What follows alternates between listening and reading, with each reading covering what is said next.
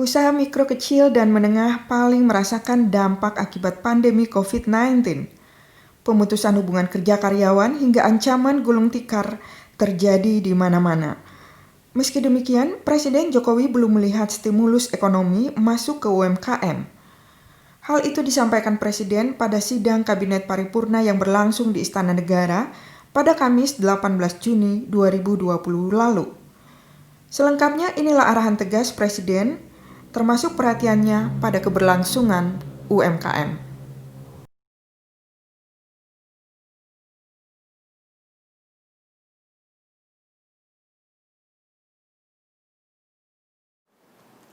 Bismillahirrahmanirrahim.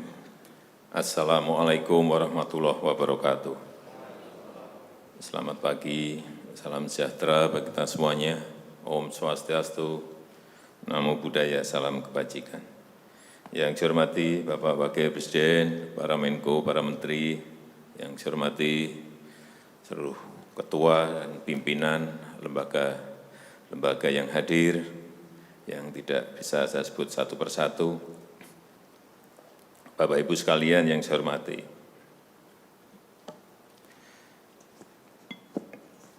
suasana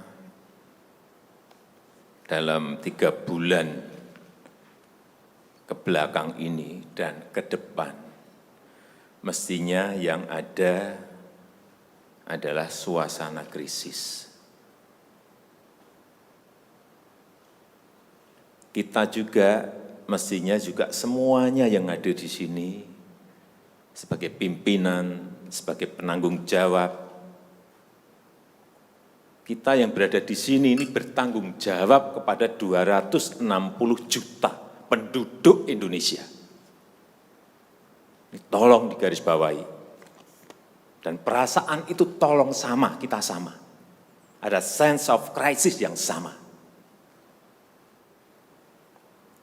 Hati-hati, OECD terakhir sehari 2 hari yang lalu menyampaikan bahwa growth, pertumbuhan ekonomi dunia terkontraksi 6, bisa sampai ke 7,6%, 6 sampai 7,6% minusnya. Bank Dunia menyampaikan bisa minus 5%. Perasaan ini harus sama. Kita harus ngerti ini. Jangan biasa-biasa saja. Jangan linier. Jangan menganggap ini normal. Bahaya sekali kita. Saya melihat masih banyak kita yang menganggap ini normal. Nah, kalau saya lihat Bapak, Ibu, dan saudara-saudara masih ada yang melihat ini sebagai sebuah masih normal, berbahaya sekali. Kerja masih biasa-biasa saja. Ini kerjanya memang harus ekstra luar biasa, extraordinary. Perasaan ini tolong sama. Kita harus sama perasaannya, kalau ada yang berbeda satu saja sudah berbahaya. Jadi tindakan-tindakan kita, keputusan-keputusan kita, kebijakan-kebijakan kita, suasana adalah harus suasana krisis. Jangan kebijakan yang biasa-biasa saja, menganggap ini sebuah kenormalan. Apa-apaan ini? Mestinya suasana itu ada semuanya. Jangan memakai hal-hal yang standar pada suasana krisis. Manajemen krisis sudah berbeda semuanya mestinya. Kalau perlu kebijakan perpu, ya perpu saya keluarkan. Kalau perlu perpres saya keluarkan. Kalau saudara-saudara punya peraturan Menteri Keuangan, keluarkan untuk menangani negara, tanggung jawab kita kepada 267 juta rakyat kita.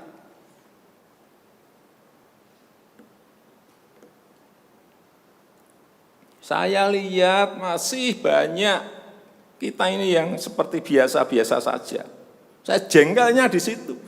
Ini apa enggak punya perasaan, suasana krisis.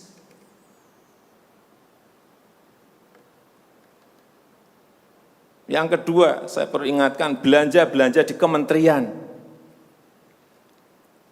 Saya lihat laporan masih biasa-biasa saja. Segera keluarkan belanja itu secepat-cepatnya karena uang beredar akan semakin banyak, konsumsi masyarakat nanti akan naik. Jadi belanja-belanja kementerian tolong dipercepat. Sekali lagi, jangan menganggap ini biasa-biasa saja. Percepat, kalau ada hambatan keluarkan peraturan menterinya agar cepat. Kalau perlu perpres, keluarkan perpresnya. Untuk pemulihan ekonomi nasional misalnya saya berikan contoh, bidang kesehatan, itu dianggarkan 75 triliun, 75 triliun, baru keluar 1,53% coba. Uang beredar di masyarakat kerem ke situ semua. Segera itu dikeluarkan dengan penggunaan yang tepat sasaran, sehingga men-trigger ekonomi. Pembayaran tunjangan untuk dokter spesialis, untuk tenaga medis segera keluarkan. Belanja-belanja untuk peralatan segera keluarkan. Ini sudah disediakan 70-an triliun seperti itu. Bansos yang ditunggu masyarakat, segera keluarkan. Kalau ada masalah, lakukan tindakan-tindakan lapangan. Meskipun sudah lumayan, tapi baru lumayan. Ini extraordinary. Harusnya 100%. Di bidang ekonomi juga sama. Segera stimulus ekonomi bisa masuk ke usaha kecil, usaha mikro. Mereka nunggu semuanya. Jangan biarkan mereka mati dulu baru kita bantu, nggak ada artinya.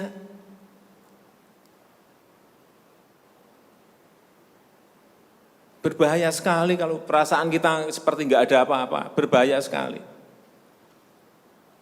Usaha mikro, usaha kecil, usaha menengah, usaha gede, perbankan, semuanya yang berkaitan dengan ekonomi manufaktur, industri, terutama yang padat karya, beri prioritas pada mereka supaya enggak ada PHK. Jangan sudah PHK gede-gedean, duit rupiah pun belum masuk ke stimulus ekonomi kita. Hanya gara-gara urusan peraturan. Ini extraordinary. Saya harus ngomong apa adanya, enggak ada progres. Yang signifikan enggak ada.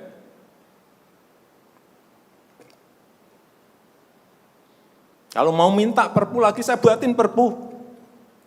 Kalau saudara belum cukup, asal untuk rakyat, asal untuk negara. Saya pertaruhkan reputasi politik saya.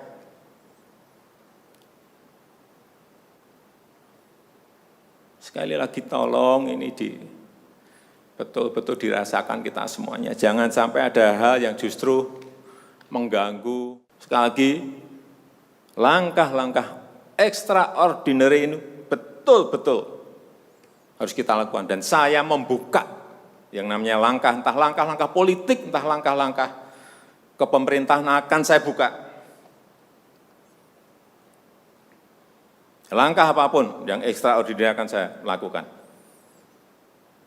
Untuk 267 juta rakyat kita, untuk negara. Bisa aja membubarkan lembaga, bisa aja reshuffle, udah kepikiran kemana-mana saya.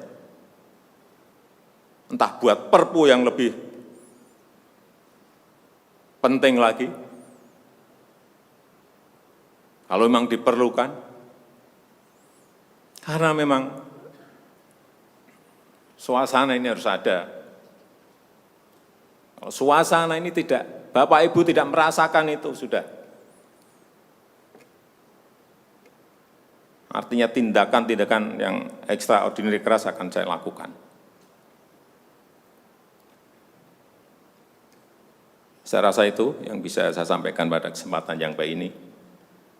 Saya betul-betul minta pada Bapak Ibu dan saudara-saudara sekalian mengerti, memahami apa yang tadi saya sampaikan. Kerja keras dalam suasana seperti ini sangat diperlukan. kecepatan dalam suasana seperti ini sangat diperlukan. Tindakan-tindakan di luar standar saat ini sangat diperlukan dalam manajemen krisis. Sekali lagi, kalau payung hukum masih diperlukan, saya akan siapkan. Saya rasa itu yang bisa saya sampaikan. Terima kasih. Assalamualaikum warahmatullahi wabarakatuh.